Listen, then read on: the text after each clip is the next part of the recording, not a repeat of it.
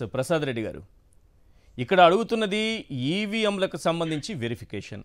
EC చెబుతోంది mock polling నిర్వహిస్తామని. Mock polling నిర్వహిస్తే ఒకవేళ అనుమానం ఉంటుంది సార్, ఎవరికైనా ప్రజాస్వామ్యంలో ఎవరైనా అనుమానం ఉన్నప్పుడు అడుగుతారు. దాన్ని నివృత్తి చేయాల్సిన బాధ్యత పెద్ద వ్యవస్థలకి ఉంటుంది. అంత పెద్ద ప్రజాస్వామ్య వ్యవస్థలో ఈవీఎంల ట్యాంపరింగ్ జరిగిందనే అనుమానం ఉన్నప్పుడు మాక్ పోలింగ్ నిర్వహిస్తాం, మేము వెరిఫికేషన్ చేయము అని చెప్పడం ద్వారా ఏం చెప్పాలనుకుంటుంది ఈసీ? అసలు ఇలా చేస్తే ట్యాంపరింగ్ అనుమానాలు మరింత బలపడతాయా, నివృత్తి అవుతాయా? ఖచ్చితంగా బలపడతాయండి. మీరు 49 లక్షల ఓట్ల మ్యానిపులేషన్ జరిగిందని చెప్తున్నారు. అంటే ఒక్కొక్క నియోజకవర్గానికి, పార్లమెంట్ నియోజకవర్గానికి యావరేజ్ తీసుకుంటే 2 లక్షల ఓట్లు అనమాట. అంటే 25 into 2 lakhs తీసుకుంటే 50 lakhs అవుతుంది. మరి 7 నియోజకవర్గాల విషయాలే పైకి వస్తేనే మిగిలిన నియోజకవర్గాలు ఏం జరిగిందో నాకు తెలియదు. అవన్నీ ఒక్కొక్కటి బయటకు వస్తుంది. కాకపోతే ఒకటి ఏంటంటే, భారతదేశంలో పెద్దలను గౌరవించే సాంప్రదాయం ఉంది, రాజ్యాంగ వ్యవస్థలను గౌరవించే సాంప్రదాయం ఉంది. అది ప్రజలు అనుసరిస్తున్నారు. కానీ పాలకులు రాజధర్మం పాటిస్తున్నారా, రాజ్యాంగ వ్యవస్థల్లో ఉండేవాళ్ళు పాటిస్తున్నారా, రాజ్యాంగ వ్యవస్థలు పాటిస్తున్నాయా?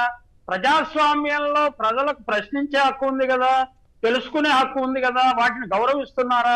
ఖచ్చితంగా గౌరవించట్లేదని చెప్పాల్సి ఉంటుందండి. ఎన్నికల సంఘం గౌరవించడం లేదు, ప్రజల డిమాండ్ అని గౌరవించడం లేదు కదా, సుప్రీంకోర్టు ఆదేశాలను కూడా గౌరవించింది. దానికి కూడా వయా మీడియా, అంటే ఎన్నికల సంఘం కూడా ఇండిపెండెంట్ అటానమస్ బాడీ కాబట్టి మేము సుప్రీంకోర్టు ఆదేశాలను ఖచ్చితంగా పాటించాల్సిన అవసరం లేదన్న అభిప్రాయాన్ని కలిగించడానికి ప్రయత్నిస్తున్నది ఎన్నికల సంఘం. దీనికి ఒక ఉదాహరణ చెప్తున్నానండి నేను. జమ్మూ కాశ్మీర్ లోను, హర్యానాలోను ఎన్నికలు ప్రకటించారు. జమ్మూ కాశ్మీర్ లో ఎన్నికల ప్రక్రియ సెప్టెంబర్ 30లోగా పూర్తి చేయాలని సుప్రీంకోర్టు స్పష్టమైన ఆదేశం ఇచ్చింది. ఆ స్పష్టమైన ఆదేశాన్ని, ఎన్నికల ప్రక్రియ పూర్తి చేయాలి కదా.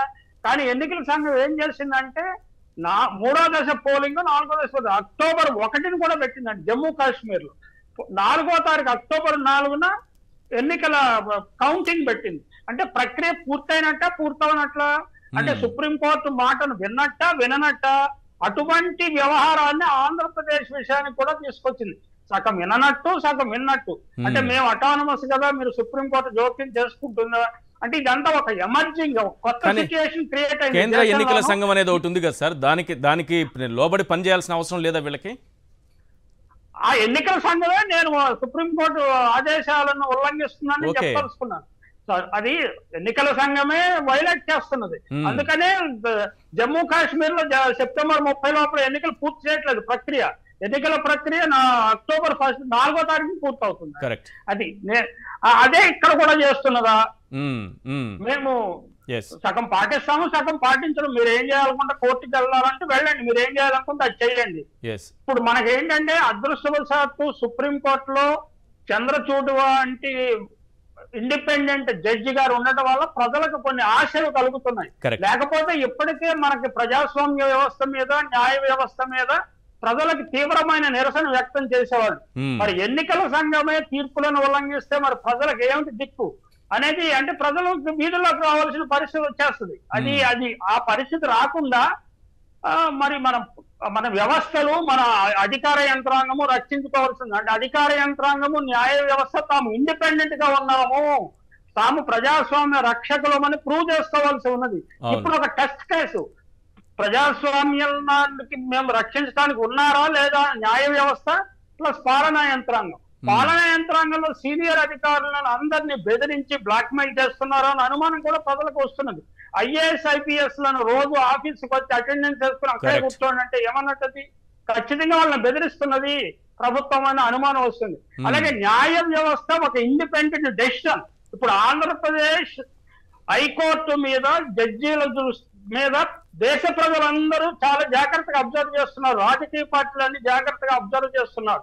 ఇక్కడ ఏదైనా ఎన్నికల సంఘానికి అడ్వర్స్ తీర్పు వచ్చినా, లేకపోతే సీనియర్ అధికారులు, పోలీస్ అధికారులు ఎవరైనా ఒక ప్రభుత్వము ఎన్నికలు సక్రమంగా జరగలేదని ఒక ప్రకటన ఇచ్చినా, ఒక దేశం అంతా ఒక అగ్గి పుట్టే ప్రమాదం ఉన్నదండి. అంటే మొత్తం ఎన్నికల తతంగం అంతా సక్రమంగా జరగలేదని దేశవ్యాప్తంగా ఆందోళన చెలరేగే ప్రమాదం ఉన్నది. Yes. అందువల్ల ఆంధ్రప్రదేశ్ హైకోర్టు నేను అనుకోవటము వయాబీడీ ఏదన్నా తీర్పు ఇస్తుందేమో అని చూస్తున్నానండి. ఖచ్చితంగా దానికి నిజం తెలిసిన పూర్తిగా బాలినేని గారికి అనుకూలంగా కాకుండా వయాబీడీ ఏదో తీర్పు ఇచ్చి, మీరు విలియం స్మిత్ చెప్పిన మాట మీకు తెలిసే ఉంటుంది, కోర్టులు పోలీసు యంత్రాంగము రిచ్ అండ్ పవర్ఫుల్ కాపాడటానికి పాలనా వ్యవస్థలో ఉండేవారిని పాలకులను కాపాడటానికి ఉన్నాయి తప్ప ప్రజలను రక్షించడానికి లేవని. ఆయన కమ్యూనిస్ట్ కాదు, ఆయన ఎకానమిస్ట్. ఆయన ఏం చెప్తాడంటే ఇదే చెప్తాడు. ఇప్పుడు నిజానికి ఈ వ్యవస్థలు ప్రజలను రక్షించడానికి ఉన్నాయా, లేకపోతే పాలకులు అక్రమాలు చేసినా రక్షించడానికి ఉన్నాయా అనేది తేల్చాల్సి ఉన్నది. ప్రజలు చాలా దేశ ప్రజలు, ఆంధ్రప్రదేశ్ ప్రజలు ఒక్కళ్లే కదండి, చాలా జాగ్రత్తగా గమనిస్తున్నారు. ఆంధ్రప్రదేశ్ లోను ఒడిశాలోను పోలింగ్ లో అనేక అవకతవకలు జరిగిన విషయం ఇప్పుడు ప్రజలందరూ నమ్మేస్తున్నారు. అది నిజమా అబద్ధం అనేది తర్వాత విషయం. వాటిని అదుపు చేయాల్సిన సీనియర్ అధికారులు బ్లాక్ మెయిల్ చేయడానికి ప్రశ్నించే వారి మీద దమనకాండ ఆంధ్రప్రదేశ్ లో ప్రదర్శిస్తున్నారు అని ప్రజలు అనుకుంటున్నారు. ఐఏఎస్ ఐపీఎస్ అధికారులను బ్లాక్ మెయిల్ చేస్తున్నారు, అవమానిస్తున్నారు. ఇది న్యాయ వ్యవస్థకు పోలీసు వ్యవస్థకు నిజానికి సవాలు వంటిది. ఎన్నికలు సక్రమంగా జరిగి ఉంటే అది నిరూపించుకోండి. సక్రమంగా జరిగి ఉంటే మీరు చెప్తున్నారు కదా, నిరూపించుకోండి. ప్రజల అనుమానాలు అబద్ధమని ఓన్లీ అపోహలను మాత్రం తెలుసండి. మనందరము తప్పకుండా తల వంచుకుని మన రాజ్యాంగ వ్యవస్థలను పెద్దలను గౌరవించే మన లక్షణాన్ని మళ్ళీ ప్రదర్శిస్తాము. లేకపోతే ప్రశ్నించాల్సిన అవసరం వస్తున్నది. సామాన్య ప్రజలు కూడా వీధుల్లోకి వచ్చే పరిస్థితిని కల్పిస్తున్నారు. రోజు రోజుకి ప్రజల్లో ఉద్రిక్తతలు, అనుమానాలు రేకెత్తుతున్నాయి.